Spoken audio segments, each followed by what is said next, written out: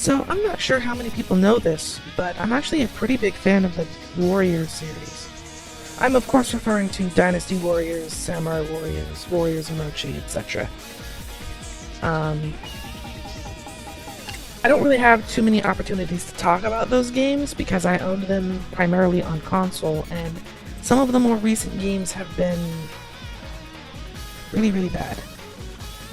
But Chip sent me a video of a YouTuber who's going around doing a Lu Bu challenge. It's a really good video and very, very entertaining. I'll leave a link to it somewhere down below.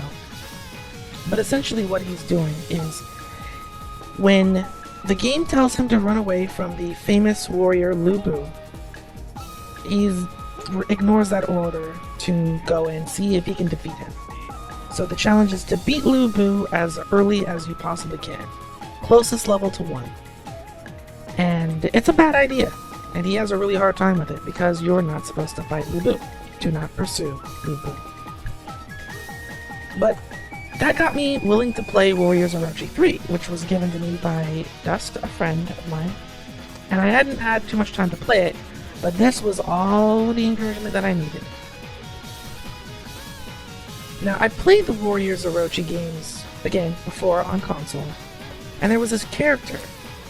Her name was Da Ji. I'm not sure if I'm pronouncing that right. My Chinese is non-existent. Back then, I was a young bun, and I thought, oh, well, this is just a character who's unique to the Orochi series, this sort of spin-off of the main games. No big deal. But something about it just didn't feel right. She was way too important to be some nobody character, but I didn't know how to spell her name, and I wasn't really sure if it was something that I'd be able to look up. Plus, I was young at the time. There were much more important things than learning about where this character may or may not be from. Fast forward some time, and I'm watching videos on YouTube. And there's a YouTuber who's incredibly funny. He goes by the name of Seth Seentech. I love his videos, they're very funny, I reference them all the time. So, Seth was playing Emperor Rise of the Middle Kingdom, and that is a 4X game set in China, something like that. I've seen this video countless times, and it finally clicked that the Da Ji that he was talking about in this video is the same Da Ji that was in the Warriors Orochi games. Listen to this. Don't explicitly state how one of the earlier dynasties, the Shang dynasty, came to an abrupt end, all because of a single woman, Da Ji. Da Ji was the favorite concubine of Zhu, the tyrant of Shang. He was so infatuated with her, he fulfilled her every request, and with each request, her requests grew more and more depraved. It was said that her greatest joy was to hear people cry out in pain. In one case, she saw a peasant walking barefoot on the ice and ordered his feet to be cut off so she could study their resistance to cold temperatures. In another, she had a pregnant woman's belly cut open so she could satisfy her curiosity of what goes on inside. Fun fact, Da Ji also invented her own torture device called the Pao Lao, which is a nice little bronze cylinder on which you strap a person's body and heat the bottom with charcoal. The heat transfers up the cylinder and slowly, painfully cooks you alive. Despite all of Zhu's affections, Da Ji was not any more loyal to him than anyone else. She later had an affair with Bo Yikao, eldest son of Ji Chang. Zhu had him killed and had his body ground into mincemeat, but this was not enough. Zhu forced Ji Chang to drink a soup made of his own son's flesh before throwing him in jail. Eventually, the people had enough. An uprising broke out, led by Ji Chang's youngest son, seeking revenge for Zhu's atrocities. Even the better equipped and formerly invincible army of the Shang turned on their own tyrant. Seeing his death fast approaching, Zhu committed suicide instead by setting himself on fire. Da Ji's head rolled on the chopping block shortly after, as their murderous dynasty crumbled to the ground. And that's why...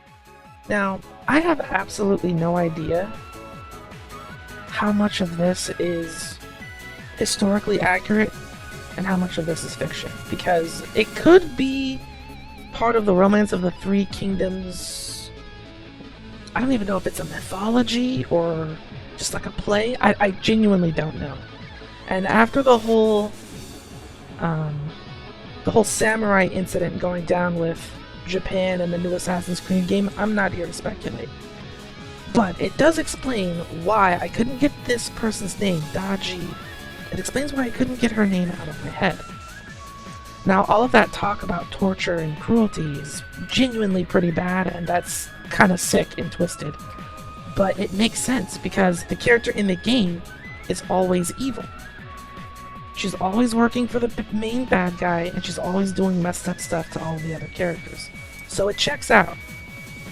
At least that, you know, this Daji and the one in the game that I've been playing are essentially the same person. Well, the character is based off of this person or based off of this story. Again, I don't know. Don't come after me for some historic accuracy. I looked it up, and it seems as though this were real. But the part where they keep saying that she was a fox spirit or something confuses me to no end. So, that's one mystery from my childhood off the list. I plan on doing a video about the Warriors Orochi game later. .tm. No particular time frame on that. It's gonna happen, I just don't know when. Mostly because I'm having a whole lot of fun enjoying the game just by myself. Chill. Maybe I'll stream it or something. I don't know. Anyway, if you're a person who knows their Chinese history, please let me know down in the comments if this is a real thing or not. Also, is the Romance of the Three Kingdoms like a mythology thing? Or is it just like a folktale?